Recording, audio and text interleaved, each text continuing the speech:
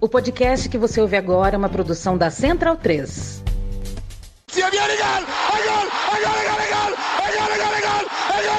Parte Pino! ¡Qué victoria! ¡Qué victoria! Non lo so che ha segnato, ma chi se lo frega! Tardelli!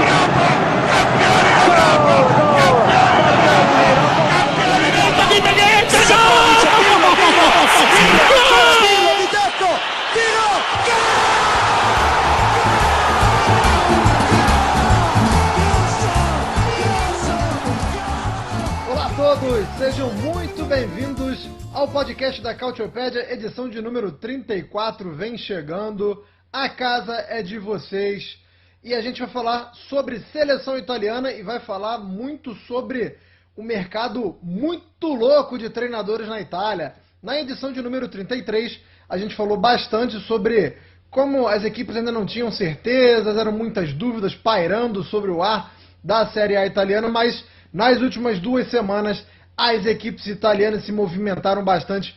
Muito foi decidido, muitos treinadores de casa nova, vamos falar de todos, ou não vamos falar de todos, peço até desculpa se a gente não conseguir falar de todo mundo, mas é que é muita gente, é muito time com um treinador novo. A gente vai começar falando sobre a seleção italiana, porque a Eurocopa tá aí, ó, tá ouvindo aí, ó, batendo, ó. É a Eurocopa batendo a sua porta. A Eurocopa está chegando e é sempre bom lembrar que a Itália é a atual campeã vigente, defendendo o seu título. A gente vai falar se dá para ter alguma esperança se a Itália vai defender esse título, se vai emendar um bicampeonato ou se não vai. É claro que eu não estou sozinho nessa, estou com meus companheiros Caio Bittencourt e Nelson Oliveira. Hoje, para quem está nos assistindo no nosso futebol, eu estou quebrando a corrente, já que Caio e Nelson estão vestindo belíssimas camisas da seleção italiana. Eu usei minha camisa da seleção italiana essa semana, tá para lavar, faltou planejamento, faltou combinar direitinho. Então, hoje eu estou quebrando essa corrente aí.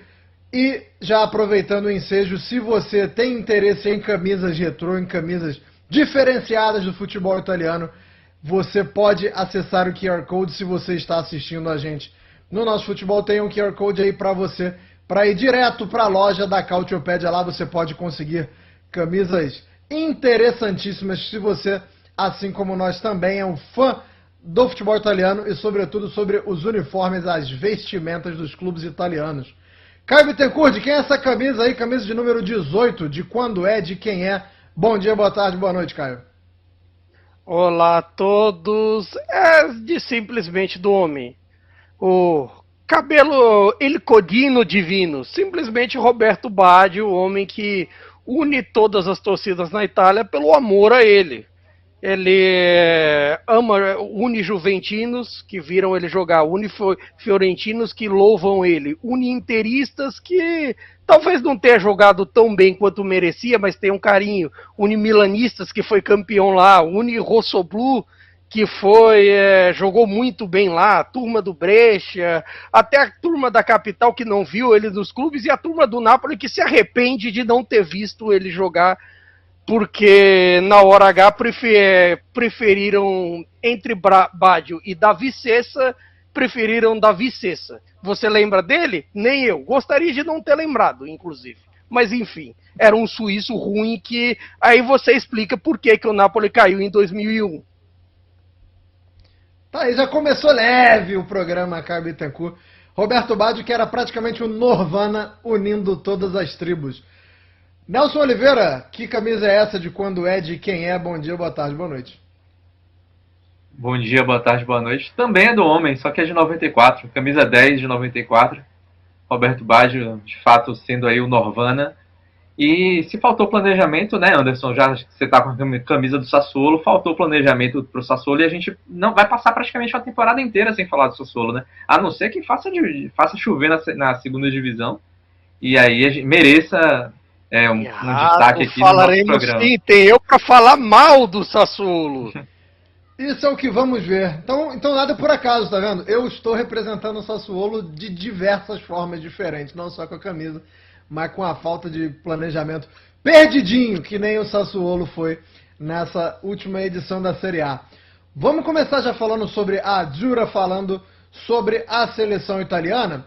Para quem está assistindo a gente no nosso futebol, já vou jogar na tela aí, já vou pedir para jogarem na tela o calendário, até porque se você quer assistir a Itália na Euro, você precisa saber contra quem a Itália joga, precisa saber quando são esses jogos. Já posso adiantar para vocês que a Euro é na Alemanha, tá? Se você quer saber onde são os jogos, mas está aí na tela. E para você que está escutando a gente, graças à nossa parceria com a queridíssima Central 3, eu vou cantando aqui, vou falando o gabarito. A Itália que estreia contra a Albânia no dia 15, daqui a pouquinho. Já neste sábado, estreia contra a Albânia em Dortmund e depois vem aí as pedreiras, né? Vem chumbo grosso depois da estreia contra a Albânia, que ninguém garante que não vai ser difícil também, né? A Itália encara a Espanha em Gelsenkirchen no dia 20 de junho e depois a Croácia em Leipzig na segunda, dia 24. Não essa próxima segunda, mas no dia 24 de junho. Nelson, já vou começar com você, enquanto a gente tem essa belíssima tela aí do nosso futebol, para você começar falando aí o que dá pra gente esperar da Itália. Porque tem, por um lado, a expectativa de um time que é a atual campeã e que foi bem nos últimos amistosos. Então, se você quiser puxar já também por esses últimos amistosos da Itália, sinta-se à vontade, Nelson. A Itália, né, ela tem apenas 9 jogadores da seleção que foi campeã da Euro, né, na última edição. Isso é um dado importante, né, para a gente pensar que vai brigar pelo título e tal. Vamos ver. Mas não vai se brigar pelo título, vai brigar com um grupo bastante diferente daquele que ganhou a Euro em 2021. Não é o mesmo técnico, né? A gente está com o Luciano Spalletti, era o Roberto Mancini, e enfim, a Itália vai ter dificuldades. A gente já falou aqui em programas anteriores, na época do sorteio, dos grupos e tal.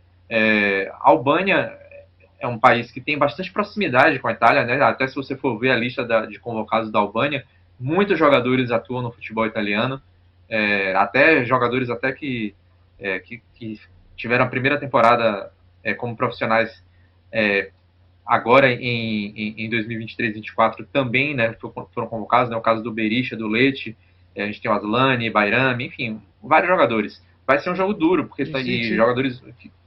Jim City, claro, da Atalanta, foi o capitão, né, na final da Liga Europa. Enfim, vai ser um jogo complicado, mas Espanha e Croácia são pedreiras assim históricas para a Itália. A Itália já enfrentou a Croácia. Enfim, esse é um grupo, né, para quem talvez lembre mais assim, o grupo de 2012, quando a Itália foi vice-campeã, era praticamente igual a esse, trocava só a Albânia pela Irlanda. Igualzinho. Então, naquele grupo a Itália teve dificuldades. A Croácia já colocou a Itália em maus lençóis na Copa de 2002. A Espanha já enfrentou a Itália na última Euro, enfrentou a Itália na Euro de 2008 também. Enfim, são duelos que geralmente são complicados, né? A Itália tem, inclusive, retrospecto negativo contra a Espanha e a Croácia. São algumas das poucas seleções contra as quais a Itália tem um retrospecto negativo. Então, a estreia contra a Albânia tem que ser uma estreia com vitória. O que a Itália espera. Se falou durante essa semana, né, o Barella ele não disputou os amistosos, né, os 2 amistosos, né, a Itália empatou contra a Turquia por 0-0, esse amistoso não foi tão bom, né, a Itália é bastante até modificada ali naquele amistoso. O Spalletti tentou fazer um teste com a Itália jogando no 4-2-3-1, não deu muito certo, né, inclusive esse amistoso meio que até resultou no corte do Orsolini, né, que ele não jogou bem, então acabou ficando de fora, era uma das dúvidas que o Spalletti tinha na convocação. E depois contra a Bósnia não, contra a Bósnia a Itália jogou bem, jogou provavelmente no esquema que deve utilizar, com 3 zagueiros, né, o 3-4-2-1, mas o Barella não jogou naquele amistoso. Talvez ele não comece jogando contra a Albânia, mas já parece que já está recuperado e pelo menos vai estar à disposição de Spalletti. Nesse amistoso contra a Bósnia, eu acho que é o mais interessante para a gente analisar, até pela questão tática.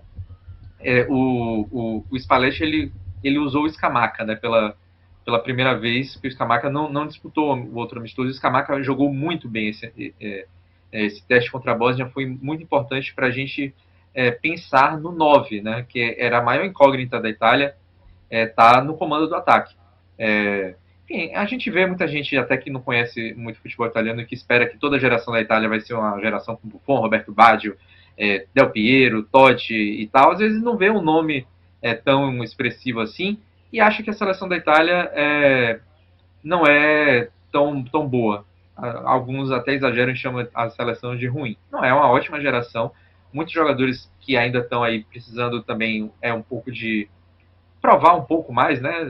Talvez em campos internacionais, já que muita gente acha que só existe futebol na Premier League, não assiste a Série A, e a Itália tem muitos jogadores que jogam no próprio país. Então, enfim, mas mesmo quem acompanha o futebol italiano achava, e ainda acha, porque isso não foi resolvido, que o ataque é um ponto mais crítico assim da seleção, né? Porque a gente não tem nenhum 9 firmado. E mesmo quando tinha, no caso do Immobile, né? E até o Belotti, quando ainda estava muito bem no Torino, eles não rendiam na seleção tanto quanto rendiam nos clubes. E agora a gente vai ter uma disputa entre o Scamacca, que, beleza, aí sim a gente pode falar de um cara que está jogando no alto nível, acabou de ser campeão da Liga Europa, e o Retegui, que não está num time de ponta, né? Joga no Genoa, mas que pela seleção, desde que estreou, sempre rendeu muito bem. Então a gente vai ter essa briga de noves e, enfim, jogadores que chegam bastante, né? A gente, aí para quem está assistindo, a gente viu o golaço do Fratesi. O Fratesi na seleção, assim como na Inter, é um cara que tem uma participação ofensiva extraordinária, né? Um cara que faz muito gol, e na seleção ele joga mais avançado do que na Inter. A ver como é que vai ser também o desempenho do Chiesa, que quando está fisicamente bem sempre é um fator de desequilíbrio a favor da Itália. Enfim, as expectativas em termos de grupo são boas. A Itália tem muitos nomes bons, talvez não tão conhecidos do grande público, mas é uma boa geração, que pode inclusive até lidar bem com essa adversidade de retrospecto contra a Croácia e principalmente a Espanha, que é a seleção mais forte desse grupo, né? Já que estamos falando de retrospecto, vamos lembrar que a Itália foi campeã do mundo jogando na Alemanha, né? Onde a Euro vai rolar. Caio, eu vou continuar com você nessa pegada e nessa batida de qualidade do grupo, porque o Buffon falou um negócio ontem e eu acho que dá pra gente fazer um exercício interessante aqui. O Buffon falou que o grupo da Itália é um grupo subestimado na questão de qualidade, né, nesse quesito, e que esse grupo italiano tem pelo menos 4 ou 5 jogadores de níveis mundiais. Então eu queria para que a gente batesse uma bola aqui, começando por você, evidentemente, dando a palavra para você primeiramente, para saber quem são esses 4 ou 5, ou se tem até mais do que 4 ou 5, né? Porque eu estava fazendo esse exercício ontem e eu cheguei a 5 sem muita dificuldade. Não sei se minha determinação de jogador de nível mundial está muito baixa, se eu estou sendo muito otimista, mas eu queria que você começasse aí fazendo a sua avaliação em cima dessa frase do Buffon, por favor. Com certeza, assim, 3 você para mim, você mata fácil. O Barella é nível mundial, correto? Correto. Donnarumma, por mais que a gente cornete vez ou outra, etc., é nível mundial. A corneta, inclusive, às vezes, com ele, assim, é por conta desse nível mundial. Quando a gente bota as expectativas dele, é lá em cima. Por exemplo, aí você tem o Di Marco, é nível mundial também. Já são 3. O melhor desempenho do Bastoni é nível mundial. Chiesa, quando tá em forma, categoria e etc., para mim é nível mundial. Só isso já são 5. E tem jogadores de tanta qualidade que mesmo talvez não sejam no nível mundial, são úteis para o elenco. O melhor momento de alguns deles, assim, se você pegar, por exemplo, de um Di Lorenzo, de um Pellegrini, aí você tem gente numa crescente também para ficar de olho, como o próprio caso do Scamacca, você tem caso de gente jovem, etc., como Foloruncho na convocação, alguns assim que talvez a gente pense um pouquinho para baixo, tipo a turma do Napoli, o Zacan e o El Shaarawy, da turma da convocação, que esteja um pouquinho mais embaixo, mas ainda é um bom time. O X da questão desse momento é que, comparado a um trabalho da Croácia que já está mais de tempo e tudo mais, já tem uma turma jogando junto há um bom tempo, também um processo de renovação pode ser complicado. E sem falar na Espanha, que acelerou esse processo de renovação e tem feito também esse processo com muita gente boa. Então, assim, de certa forma, eu acredito que a complicação está aí. Por um lado, você tem gente meio crua no quesito desafios internacionais. Se você pega, por exemplo, um Retegui, ele vai ter a primeira experiência de nível competição assim europeia agora. A última coisa continental que ele disputou foi a fase de grupos da Copa Sul-Americana no passado. Então, só assim você vê uma diferença, alguma coisa. Claro, você tem o Scamacca também, você tem outros jogadores com essa experiência. Mas isso tem uma diferença também. Eu sempre ponho aqui a tese do mar calmo não faz bom marinheiro na bola. E eu acredito que seja um pouco disso também. Querendo ou não, apesar, por exemplo, da seleção espanhola ser jovem, se você olha a turma convocada ali, a turma da seleção espanhola, quase todo mundo ali que você construiu ou uma experiência internacional na própria seleção ou até mesmo nos clubes. Chegamos num ponto que o Lamine Yamal, que tem 16 para 17, vai fazer 17 na Euro, ele já tem experiência internacional assim que tem caras da seleção italiana que não tem. Para você ver como são as coisas. Fazendo um deverzinho de casa, né? Foi legal, de certa forma assim, se você coloca ali, tipo, quem tem menos experiência internacional da turma ali, da Espanha, por exemplo, é o Alex Garcia, que foi muito bem no Girona. E aí você compara com a Itália, assim... Inclusive. Sim, e aí compara, por exemplo, com a Itália, aí você já tem uma galera um pouquinho mais jovem, uma galera com um pouquinho menos de rodagem internacional, que, por exemplo, o Belanova e o Buongiorno tem jogado muito bem. O Buongiorno mesmo tem, assim, assumiu a titularidade da seleção com uma facilidade incrível, mas, assim, tem uma coisa que, assim, que fica me encucando, que, assim, a falta de experiência internacional deles para esses momentos. Que aí assim, um certo ponto de interrogação e tudo mais, que esse é um dos pontos de interrogação que eu tenho. Assim, algo mais trivial, assim, quem vai jogar nesse momento entre Cambiaso e Di Lorenzo? Eu acho que sai na frente o Cambiaso e assim, o Cambiaso tem jogado melhor na seleção e na temporada do que o Di Lorenzo. O Di Lorenzo, assim, todo esse caos, assim, da vida dele no último ano, as tretas com o Napoli e por aí vai, eu acho que tem dificultado o futebol dele. E também a questão Scamacca-Retegui. O Retegui desempenha bem na seleção, mas o Scamacca é talvez o momento dele.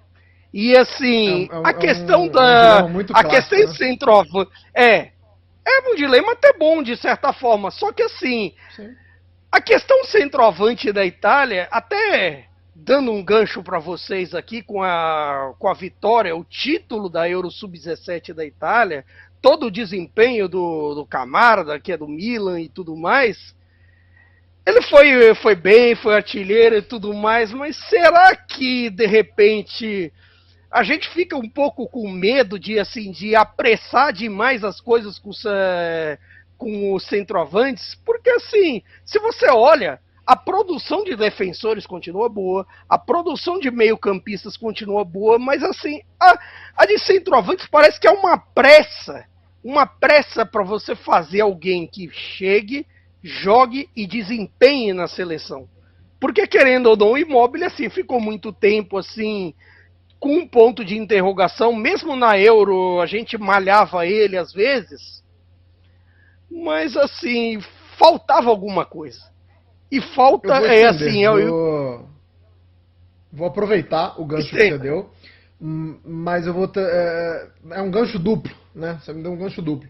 Pela questão de saber se a gente pode contar daqui a pouco com uma nova geração, como você falou, sub-17 está ganhando, mas acho que também isso pode também entrar no que você falava anteriormente de experiência internacional, porque, Nelson, a Itália consegue o título sub-17 agora, mas não é o primeiro, não é o único título recente da Itália. A gente vê as categorias de base italianas empilhando não só títulos, mas ótimas campanhas, né? E aí a gente está falando de campeonatos mundiais, a gente está falando de campeonatos europeus, então, embrulhando tudo num pacote só, queria que você falasse sobre essa nova geração, abordando esses dois pontos. O primeiro, que é a questão da experiência internacional, se isso já não é uma experiência internacional, né? Se a gente já não pode considerar, se já não é um ponto positivo que tenha se desenvolvido um pouquinho, embora eu concorde com o Caio que para alguns jogadores falta essa experiência internacional em nível de clubes, em nível profissional, mas acho que dá pra gente discutir se não é interessante isso, e também nesse segundo ponto que o Caio abordou, que se já dá pra gente começar a ter esperança, será que é muito cedo, se não é, sub-17 é muito novo, tem que esperar maturar um pouco, então acho que dá pra falar bastante desse título sub-17 por todas essas óticas, né, Nelson? Assim, só pra gente pegar a parte mais atual, né? As últimas, eu não vou nem entrar no mérito das competições mais antigas, né? De anos anteriores. A Itália, nesse momento, ela é campeã da Euro, ela é vice-campeã mundial sub-20, é campeã europeia sub-19 e campeã europeia sub-17. Né? A gente tem aí um arco de resultados expressivos do sub-17 ao profissional. Né? Então, enfim, são resultados importantes. Um pouco de experiência internacional, sim, para essa garotada, não deixa de ser, mas é um nível um pouco diferente, né? Porque é aquela questão de estar todo mundo na sua própria categoria, né?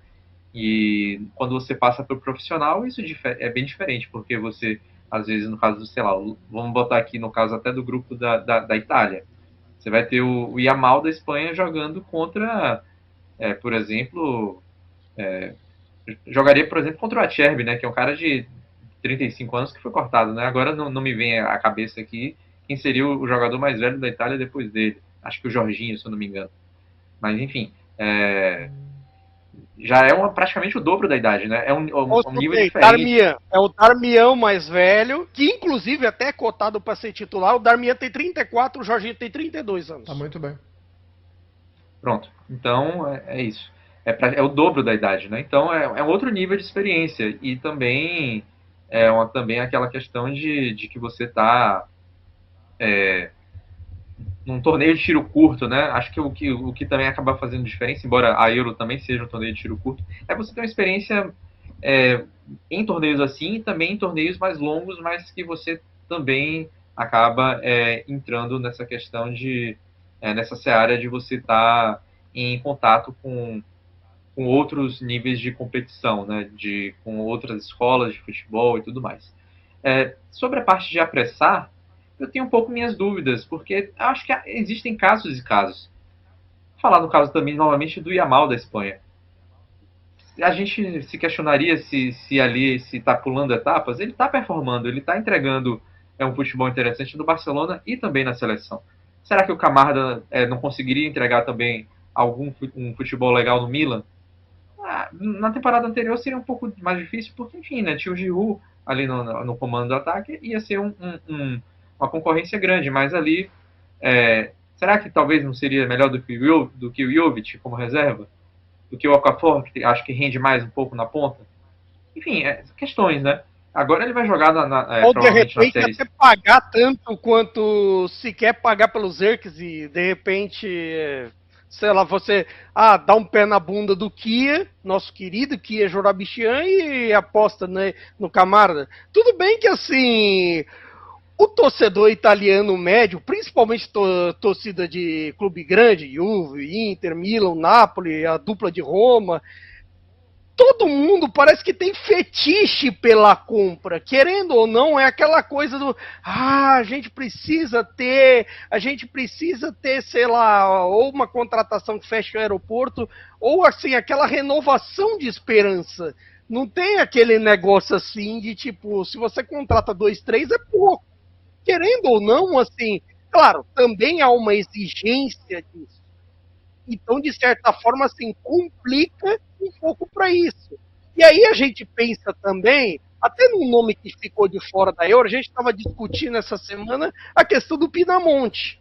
O Pinamonti era um cara que, assim, que foi convocado durante essas eliminatórias para Euro, tem qualidade para tal, mas de certa forma, assim, o Scamacca entrou atropelando.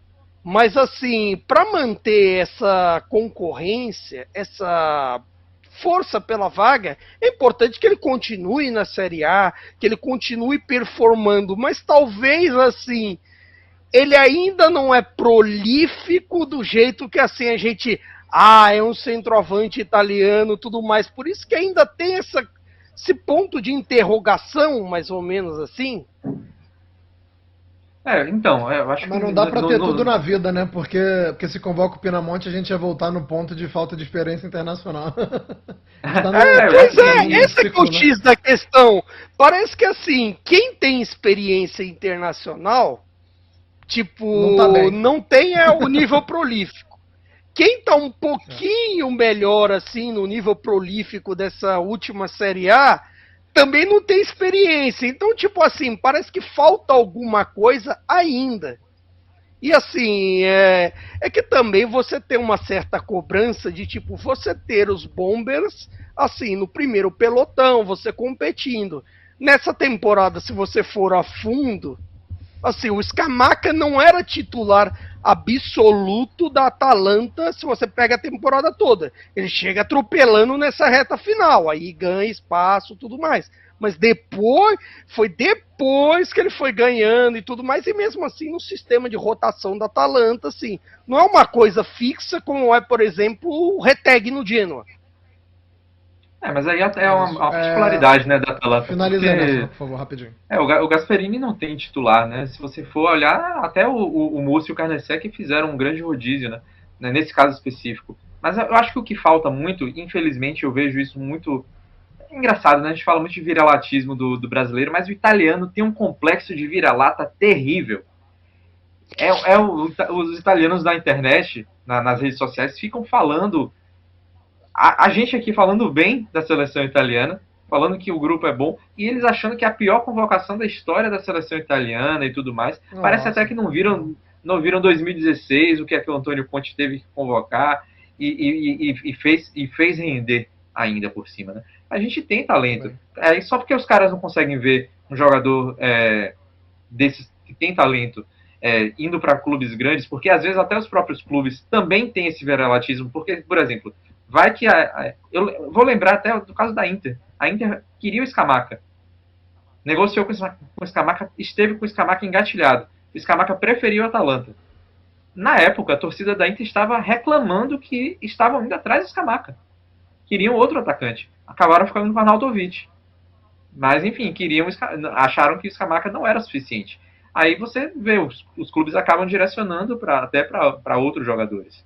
Às vezes até jogadores de outros países e tal. Mas a Itália tem outros nomes. A gente está falando do Camarda aqui antes, mas na frente até do Camarda de mais idade tem o Pinamonti, que o Caio falou, tem o Lourenço Luca, que fez tinha muita esperança sobre ele, demorou um pouquinho para se firmar, não foi bem no Ajax, agora na Udinese já foi um pouco melhor. A Udinese, inclusive hoje, no dia que a gente está gravando, contratou o Luca em definitivo. Enfim, tem nomes aí para serem trabalhados, e até para não ter essa pressa toda com o Camarda, embora eu ache que ele jogar a Série C pelo time Sub-23 do Milan, eu acho que talvez nem precise. Eu acho que ele consegue jogar uma Série A, não sendo um titular, mas tendo sua minutagem ali, talvez não no Milan, mas emprestado ali a um time que tenha um pouco mais de... Ou até a própria B, dependendo do time, que assim, o empréstimo bom, tipo, para time de primeiro pelotão na B... consegue render bem. Assim, vamos imaginar, pela primeira vez eu não vou falar mal do Sassuolo. Eu imagino que o Sassuolo vai, por exemplo, brigar pela B. O trabalho do Grosso, assim, do Fábio Grosso, eu imagino que vai competir. Será que um cenário desses não serve para você desenvolver bem, assim, você trabalhar alguém prolífico e ele chegar na Série A com um pouco mais peso? É uma pergunta. É, porque você vê o Camarda mesmo nos próximos episódios. Pode falar. Assim, não sei se vocês assistiram, quem tá ouvindo a gente se chegou a assistir no site da UEFA, que foi o único lugar que transmitiu. Eu assisti a final da Euro Sub-17. O Camarda jogando com... Ele tem 16 anos, acabou de fazer 16. Parecia que tá jogando com as crianças. É impressionante. Deitou. Tudo bem que na Série C ele vai jogar com adulto. Mas olha, a disparidade técnica ali também vai ser muito grande. Técnica, tática, até de pensamento, de nível de ambição. O Camarda é um cara que a gente fala como um cara que deve ser o 9 da Itália por anos, se mantiver essa trajetória de crescimento. O que é que interessa a ele jogar uma Série C? Acho que pouco. Poderia estar no nível um pouco mais acima, embora a idade dele ainda seja um pouco baixa, né? Acabou de fazer 16, como eu falei. Então, enfim, eu não vejo tanto motivo para ele jogar C, embora vai ser titular absoluto do Milan nessa Série C, provavelmente, né? Do Milan Sub-23. Eu vou confessar que eu só vi a final. Não posso dizer que acompanhei a campanha da Itália, mas eu vi a final. Na última edição, gente, a gente falou muito de troca de treinadores, então a gente vai falar agora sobre confirmações, né? Oficializados, e não são poucos. Já pedi desculpa no começo do episódio se a gente não conseguir falar de todo mundo. Vou repetir aqui, porque é muita coisa. Mas vamos nos graúdos, né? Vamos nos peixes grandes, vamos nos tubarões. Para começar, Caio Bittencourt, Napoli oficializando o Conte. Era quase certo quando a gente gravou a edição de número 33. Agora na edição de número 34 é confirmado. Tô vendo pouca movimentação desde o anúncio dele, mas acredito que até seja algo bom, né, Caio? Seja algo bom porque primeiro você tem que arrumar a casa para depois chamar as visitas, né? Para depois você apresentar a sua casa para todo mundo. Queria que você falasse se você tem algumas informações desses primeiros dias aí, o que está sendo feito, por que está tão quieto assim, já teve algum desentendimento, porque o Conte é desse, né? O Conte chega hoje, já briga amanhã. Então, fale sobre essa chegada do Antônio Conte ao Napoli, Caio. É engraçado que, assim, que a impressão que eu tenho é justamente o contrário. Porque, assim, a gente vem de uma janela que nada acontecia. Que, de certa forma, assim, as contratações que vieram, assim, eram uma boa, que era do Natan, e outras que se provaram bem terríveis, como a do Cajuste e a do querido Lindstrom. Também a do Natan não era, assim, grande coisa, assim, mas vai. Tem esse ponto. Mas, assim, de certa forma, só em poucos dias já movimentou o mercado. É claro que também a situação do Napoli, o fato de você ter que refazer um time, de certa forma, aí vai fazer com que se trabalhe mais, com que se mexa mais no time. E eu acredito que, assim, por ser um verão de Euro, por ser um verão de competição internacional, isso tende a, por exemplo, alguns alvos principais que não estão nas competições, como, assim, vamos pegar o caso de alguém que foi muito citado nos últimos dias, o Buongiorno, que é um jogador que a Inter quer, que principalmente o Napoli quer, só que, assim, para você resolver, sentar para negociar, vai ser só depois da Euro. O Urbano Cairo, presidente do Torino, só vai querer negociar depois da Euro. Que aí ele pode pensar, né? Dá o preço que ele quer, ou de repente não. Tudo bem que você trabalhar isso com De Laurentiis, aí é um negócio complicado. Mas também, de certa forma, você tem o Napoli trabalhando nisso, você tem a história do Mário Hermoso, do Atlético de Madrid, você tem a procura por um centroavante que, claro, vai depender. Tá todo mundo esperando, e eu digo todo mundo mesmo, porque eu acredito que quando um se mexe, quando principalmente as multinacionais da bola, pra gente assim dizer, as 4 multinacionais que agora são clube-estado, a não ser o Chelsea, é o clube da Arábia Saudita, é o clube dos Emirados Árabes, outro do Catar, e de certa forma, quando ele se mexe, dá um efeito em cadeia no mercado. E, por exemplo, dois deles, Chelsea e PSG, precisam de centroavante. Já citaram o Osimhen nesses casos. Então, tá meio que esperando isso para definir, e aí de repente definir o futuro, quem seria o caso, se seria o Lukaku que o Conte tanto quer, ou se de repente bateriam na porta do Dovbyk, do Genoa, que jogou, do Girona, que jogou muito bem essa temporada na Espanha. Você tem casos como Santiago Giménez, argentino, mexicano do Feyenoord, que foi outro cotado. Então, de certa forma, é um verão que tende a ser mais movimentado. E, claro, no meio disso tudo, você tem uma dupla polêmica, porque as polêmicas entre Napoli e Juventus nos últimos dias acabam se cruzando. Primeiro, pelo fato dos dirigentes. Giovanni Manna, que acabou de ser que é o novo responsável pelo futebol do Napoli, era até ontem responsável pelo projeto Juventus Game e um dos papas do futebol da Juventus. O Guilton, ele trabalhou trocentos anos no Napoli e, assim, sabe de todo mundo de lá, sabe situações de contrato e tudo mais. E nos últimos dias, você tem uma situação que, inclusive, talvez, assim, não digo afete a Itália na Euro, porque é muita coisa.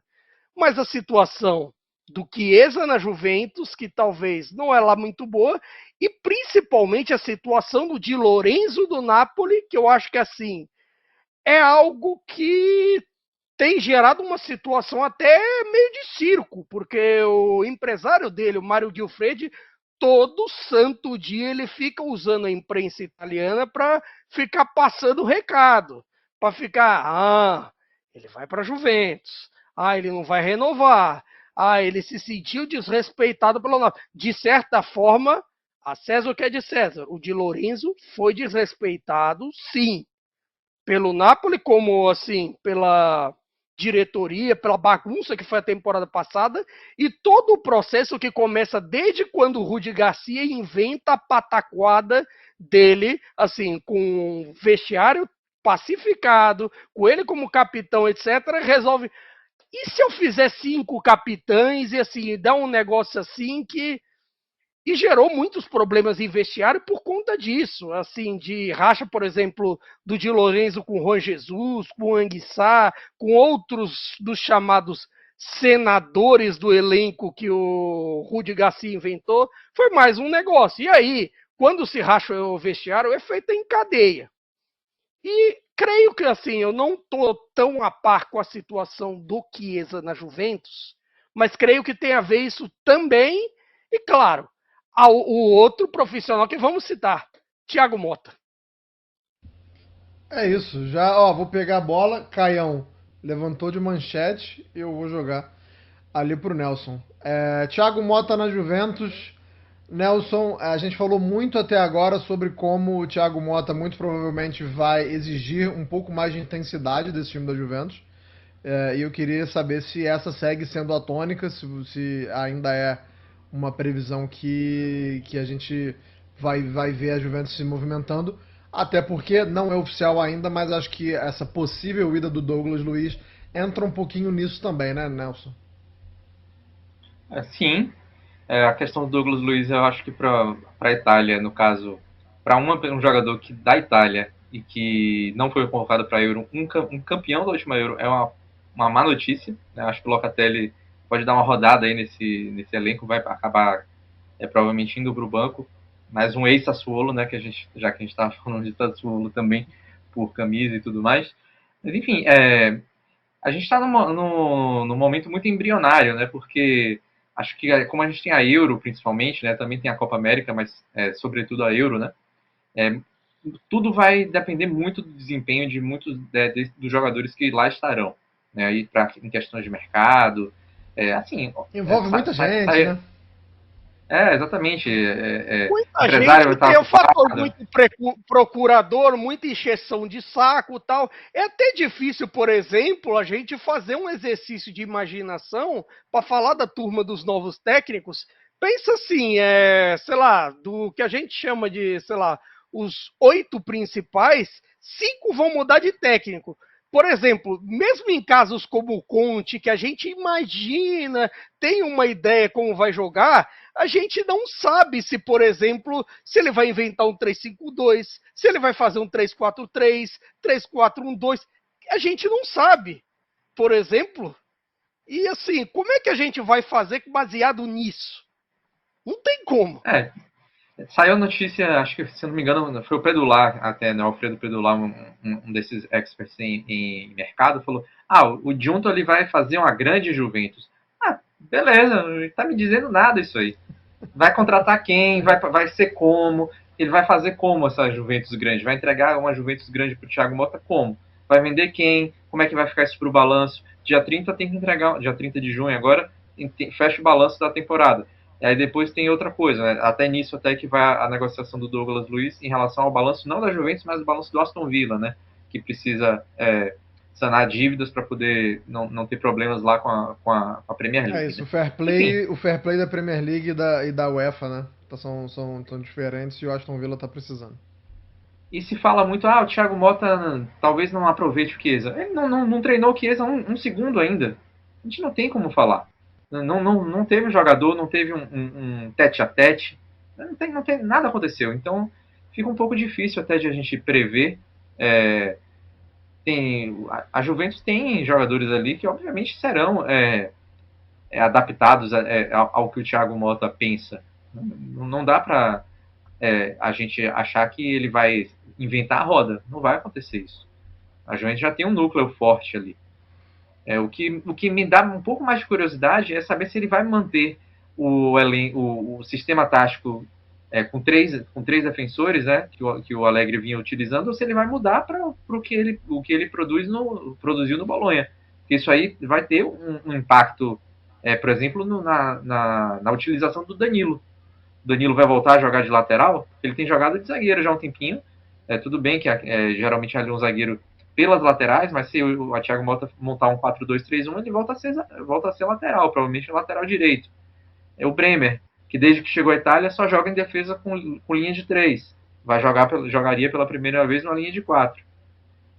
Enfim, são questões aí que a gente teria que avaliar, mas é uma fase muito embrionária, né? O que eu acho que eu posso garantir aqui é que o Vlahovic vai continuar metendo gol. Isso aí dá para imaginar. Porque o Zirkzee, por exemplo, que é um cara que, desde que ele se profissionalizou, ele não é um cara de fazer muitos gols, né? A temporada que ele fez mais gols foi no Anderlecht. A última temporada dele no Bolonha, ele é um cara muito, muito bom, um grande preparador de jogadas, né? Mas ele não é aquele terminal ofensivo, né? Como se costuma falar. Pelo menos até agora não se mostrou isso. E quando a gente for até falar de Milan, que o Milan parece ser o time mais próximo, será que ele é o cara adequado para substituir o Giroud? Não estou falando de qualidade, estou falando de perfil.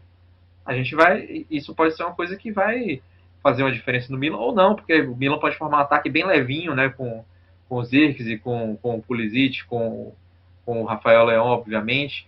Enfim, são mudanças aí que a gente vai ver, mas é uma fase muito embrionária. E eu digo mais, a gente talvez não tenha um veredito até quando começar o campeonato, porque o campeonato, quantas vezes, né, adorava, eu escrevo, né, assim, os guias da temporada, e teve uma época que a Série A fez com que o mercado encerrasse antes da primeira rodada. Nossa, isso era uma maravilha, porque os times não podiam mais se mexer, e todo mundo se organizava o suficiente antes. Para quem escreve e quer fazer um panorama do que vai ser o primeiro turno, não tem nada melhor. Mas não, agora a gente chega ali, voltou, né? 18 e 19, isso foi um negócio louco. Eu lembro que assim, até lembro que assim, o Napoli precisava fechar goleiro na mesma época, tal. Aí tinha o Merê machucado, ou foi a época que o Ospina chegou, e foi assim, 14 de agosto. Só que aí chegou um certo momento e perceberam que não dá para fazer isso sozinho, como, por exemplo, a Premier League podendo levar seus jogadores. E aí, assim, o pesadelo de todo mundo que escreve sobre futebol acontece. né? E aí, no caso, né, por exemplo, eu vou até usar o exemplo da última temporada, do guia que a gente escreveu, que a gente inclusive discutiu aqui, antes de como o Frosinone era candidatíssimo a cair, porque o Frosinone não tinha um elenco adequado, mas a estratégia era justamente essa, esperar aquelas barganhas de fim de mercado, jogadores jovens com talento que não tinham como ser aproveitados, e mudou o elenco totalmente, tanto é que acabou caindo de fato, mas jogou bem durante boa parte da temporada e caiu só nos últimos 3 minutos, né? Enfim, tudo isso que a gente vai aqui discutir agora é muito mais do que a gente pode esperar, mais de projeto, de fechamento de tudo, né? Por exemplo, o Paulo Fonseca, que provavelmente é o nosso próximo tópico, eu acho uma contratação extremamente temerária, mas às vezes se forma um elenco, por exemplo, o Milan tem muito talento, né? Então pode ser que se mantenha os jogadores mais talentosos e algumas peças ali sejam incorporadas e que o time dê liga. O Paulo Fonseca, eu acho temerário, não porque ele é ruim, mas eu acho que para ele não mostrou ainda nível suficiente para treinar um gigante. Calma, Enfim. calma. Eu vou deixar o Paulo Fonseca para você, já que você quer falar tanto. Mas, deixa eu passar pro Caio, porque o Caio falou um negócio muito interessante na fala dele sobre o Napoli. A gente não sabe como vários times vão jogar, né? De como, que os novos técnicos vão aprontar, vão tentar implementar o trabalho deles, ou vão respeitar as características dos jogadores e se adaptar. Eu tô muito curioso para saber o que vai ser da Lazio, Caio, porque não só tinha um treinador que acabou de chegar e que já saiu tudo, e agora já tem um novo anúncio, chega o Baroni, mas uma coisa a gente sabe, a Lazio precisa muito contratar meio-campistas, né? Ou pelo menos a Lazio precisa contratar, acho que para praticamente todas as posições. Mas por que eu tô falando? A gente, nos últimos anos, viu um meio-campo muito sólido e muito duradouro na Lazio. A gente viu um trio de Milinkovic-Savic, Luiz Alberto e Felipe Anderson. Os três sempre jogando, se não sempre no alto nível, dificilmente abaixo de regular. A Lazio acaba de perder os três. O Milinkovic-Savic não, né? O Milinkovic-Savic já sai no começo da temporada, vai para a Arábia. Mas a gente já sabia que o Felipe Anderson estava voltando para o Brasil para jogar no Palmeiras, e o Luiz Alberto, que a gente desconfiava que ia sair, agora oficialmente vai para o Aldo Rail. Que rabo de foguete vai pegar o Baroni, hein, Caio? Porque esse era um problema que os últimos treinadores da Lazio não tinham. Tinham diversos outros problemas, mas era um problema que eles não tinham. E agora é um problemaço pro Baroni, né? Tá preparado?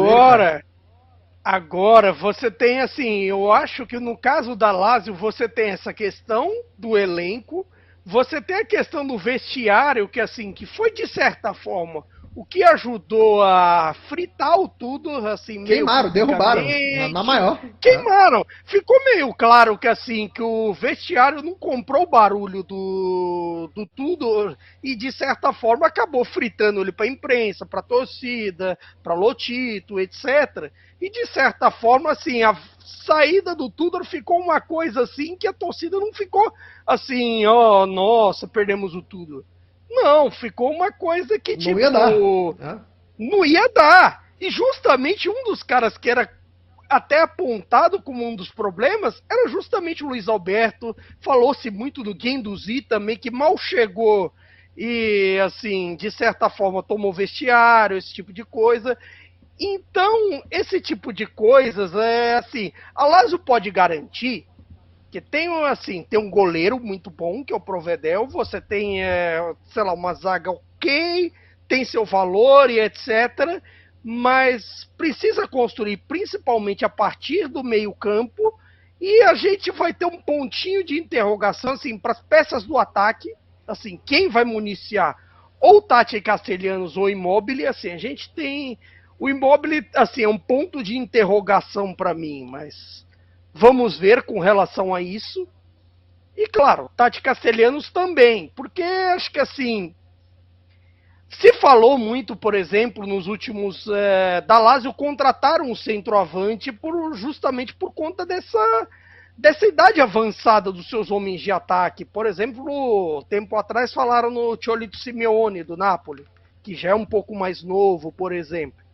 Isso só como exemplo de que poderiam buscar um atacante. Então, assim, você tem uma dança das cadeiras que, assim, como é que você vai imaginar como jogará o próximo treinador, como jogará Não tem o como. futuro? Não tem como. Não tem Até, como. por exemplo, E digo outros mais, trabalhos, nem o Baroni pra citar sabe. nem o Baroni sabe, assim, que...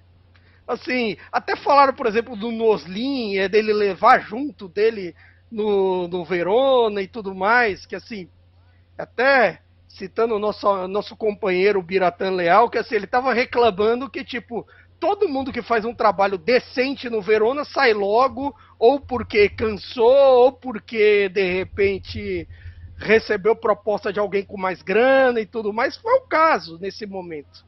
A Lazio tem mais força econômica que o Verona e tudo mais, e até o Verona está procurando técnico, é um dos indefinidos. Mas assim, como é que você vai definir essa Lazio? Para citar um que você não citou, a Fiorentina.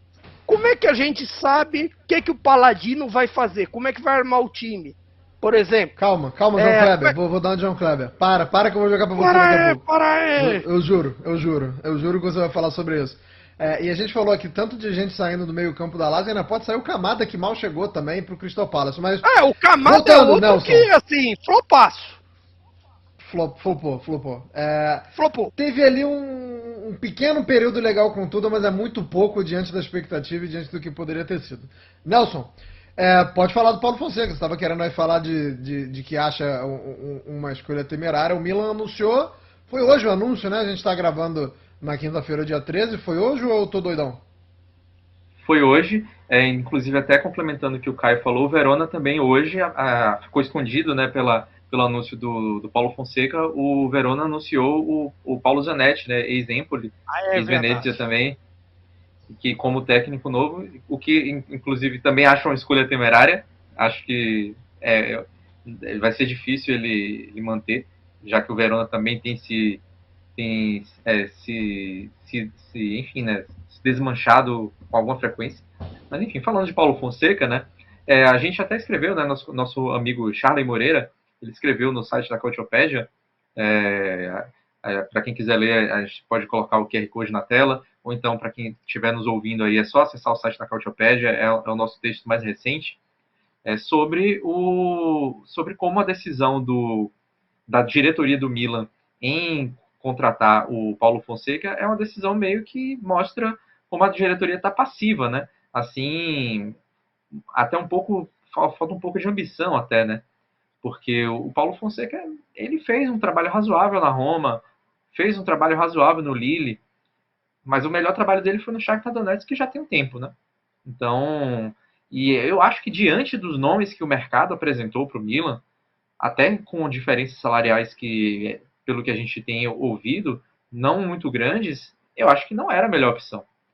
A gente está vendo agora, por exemplo, o Roberto De Zerbi, parece que ele vai assinar com o Olympique Marseille. Então, para mim, seria uma opção mais interessante para o Milan. Eu vou ficar muito triste se isso acontecer. Vou te cortar bem rápido, mas eu vou ficar muito triste. Com todo respeito ao Marcelo, tá, gente? Mas é que eu queria o De Zerbi na Série A. Não, assim, eu queria também, mas o Marseille, o problema do Marseille é que, assim, é um time grande, time de camisa, torcida, etc., mas é o maior fritador de técnicos da Europa. Ali, assim, é tipo a batata de Marechal. Então, tem vários nomes que a gente podia citar aqui, até da própria Série A, que o Milan poderia ter ido atrás, né, e tudo mais. Por exemplo, acho que não é bem o nome, embora ele tenha até achado que era que o que ele pensa de futebol era adaptado ao Milan, que é o Maurizio Sarri, né? O Sarri estava ali, continua inclusive sem clube, porque está esperando uma proposta adequada ao que ele pensa, né? Você falou em Fiorentina, Bolonha, ele também acreditando no Milan, mas enfim, acho que tinha nomes melhores no mercado. E, bom, pelo menos o Ibrahimovic, que é diretor, garantiu que o Rafael Leão, o Manhã e o Theo Hernandes ficam. Isso é um bom sinal. Mas, ao mesmo tempo, se o time não render muito e eles ficarem satisfeitos com o Paulo Fonseca, é um mau sinal. Porque aí o problema de vestiários poderia aparecer, né? Enfim, vamos ver o que o Paulo Fonseca vai falar, se vai nos surpreender, ou se vai ser um novo Rudi Garcia, né? Porque eu vejo muito na mesma linha de contratação. técnico que foi bem na Roma, ou não tão bem, mas relativamente bem na Roma, e está entrando para suceder um ciclo de vitórias, né? O Pioli, apesar de ter saído queimado no final por causa da sua última temporada especificamente, é um técnico que ganhou o Scudetto com o Milan, assim como o Spalletti tinha vencido com o Napoli. Eu vejo muitas semelhanças aí. Então, claro, ele é muito menos teimoso do que o Rudi Garcia, não tem essa questão toda de problemas de vestiário, mas, enfim, vai ter um desafio aí de nos convencer do contrário, né, de que foi mal escolhido, e não só nos convencer, mas de convencer a torcida do Milan, que não gostou da contratação. Eu vou confessar pra vocês que eu não vi muita reação de torcida não, mas de fato eu não vi assim um grande alarde não. Passou meio batido assim para um time do tamanho do Milan. É uma contratação de treinador ficou esquisito assim. Posso até procurar mais depois, mas às vezes a notícia vem até você, né? As reações vêm até você e não foi o caso. Eu vou ter que procurar as reações. A gente está se encaminhando para a reta final. Eu vou pedir desculpas para os torcedores do Bolonha. Não vamos falar aos simpatizantes do Bolonha, para quem está curioso com o Bolonha na Liga dos Campeões. Vamos deixar o italiano no Bolonha para outro dia. Mas eu ainda quero falar sobre dois anúncios, né? A Fiorentina com o Paladino, o Caio já citou, e o Nesta indo para o Monza. Então, Caio, fale sobre a saída do Paladino para a Fiorentina, e depois Nelson já pega direto aí. O Nesta, posso estar enganado, mas acho que vai ser a primeira experiência do Nesta na Série A. O Nesta que tem vários pequenos trabalhos em Série B, da Itália principalmente, e agora acho que a relação com o Galliani foi preponderante, ele foi muito importante para que o Alessandro Nesta fosse o técnico do Monza. Mas Caio, começa aí falando do Paladino na Fiorentina, por favor. É engraçado que você disse que não ia falar do italiano, mas assim, eu acredito que, por exemplo, uma das razões pelo Paladino ter sido escolhido tão rapidamente após a queda do italiano, nem deixaram o defunto esfriar no caso do italiano, e tipo assim, já anunciaram o Paladino muito rápido. Até troca de rivais, tem ali o derby dos Apeninos e tudo mais. E nesse caso, assim, o Paladino não representa uma mudança radical em relação ao estilo de jogo do italiano. Claro, o Paladino é um pouco mais objetivo do que aquela coisa de pentear um pouco mais do italiano, e que inclusive creio que veremos isso no Bolonha. Com que time eu não sei, porque o Bolonha é um outro ponto de interrogação. Só que a Fiorentina também é um ponto de interrogação. Bem rápido. O Bolonha, o tamanho do ponto de interrogação do Bolonha é tão grande que hoje eu vi o nome de Yuri Alberto. Pra você ver, assim, a gente não sabe o que vai ser do centroavante. E o caso da Fiorentina também é assim, porque pega o time titular, por exemplo. Você precisa de, assim, de zagueiros. Você tem aquela eterna relação de goleiro que sempre reclama que o centroavante, que a Fiorentina, a gente sempre espera um pouco mais do centroavante da vez da Fiorentina, e ele miseravelmente falha com as nossas expectativas. Talvez o problema seja a gente. E assim, falando assim um pouco mais sério, por exemplo, você tem a dúvida, por exemplo, do Arthur. O Arthur que foi titular com o italiano. Ele fica na Juventus? Ele fica na Juventus, vai para a Fiorentina de novo, é emprestado? Como é que vai ser? É uma questão. Você tem jogadores emprestados, você tem outros nomes. E assim, é até difícil de você pensar como é que vai ser. E outra, é o primeiro mercado sem o Joey Baroni. Sem, depois do adeus e tudo mais, como é que o comício vai reagir a partir disso? Porque o Baroni era um bom descobridor de talentos, era um bom negociador, como o comício também é, mas de certa forma você tem a parceria. Então, é um ponto de interrogação. Nelson, Nesta no Monza, por favor. Então, sobre o Nesta, vou chamar de escolha temerária também, mas menos porque o Monza não tem tantos objetivos. Também voltando à questão do italiano, eu acho que para quem quiser ouvir sobre o italiano, a gente falou bastante sobre o que foi o trabalho dele na Fiorentina na nossa última edição. Quem quiser buscar os nossos arquivos aí para ouvir, a avaliação seria a avaliação da vez. Enquanto o Thiago Motta, com certeza, o italiano é muita dúvida. Mas enfim, o Nesta eu vejo da mesma forma, porque o Nesta ele teve trabalhos muito medianos assim na Série B com Frosinone e Reggina, né? Que tinham orçamentos para a Série B até elevados, que poderiam lutar para subir, mas ele entregou ali campanhas de 7º, 8º lugar. Com o Perugia, que também na época que ele estava lá, tinha um elenco razoável, talvez não assim necessariamente para subir, ele ficou mais ou menos por ali. Eu não vejo o trabalho tão necessário assim para, tão não tinha mostrado tanto assim para chegar para o Monza. Acho que fala muito aí a questão que ele tem, a relação que ele tem com o Galliani, todo o passado dele no Milan, o fato de eles se conhecerem bastante. É uma aposta, pode ser que o Nesta também acabe evoluindo, mas ao mesmo tempo, ele se não evoluir muito, ele vai deixar o Monza também novamente no meio da tabela da Série A. Ele só vai trocar o meio da tabela da Série B pelo meio da tabela da Série A. Eu acho que pelo que o Monza pensa de projeto, já vamos chegar à Champions League em X anos, né? Quando o Berlusconi era vivo, né?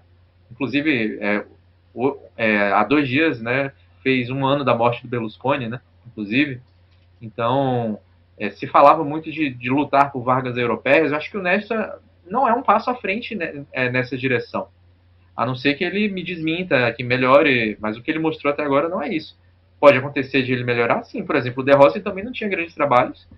Na verdade, tinha um trabalho só na SPAL e não era um bom trabalho, e melhorou bastante o que ele tinha mostrado na Roma. Tudo bem que na Roma ele está em casa, é um pouco diferente. Mas o Nesta eu vejo também como um ponto de interrogação, embora não acredite que isso vai alterar muito a vida do Monza, não.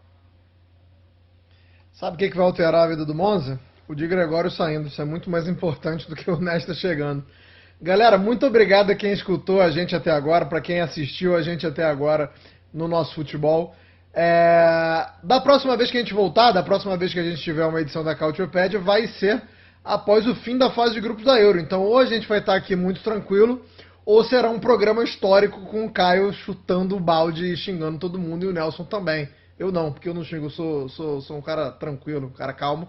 Mas veremos o que a edição de número 35, a próxima edição da Cautiopédia, vai trazer, já que, como eu disse, será pouco depois do fim da fase de grupos. Até lá, se cuidem, arrivederci e tchau.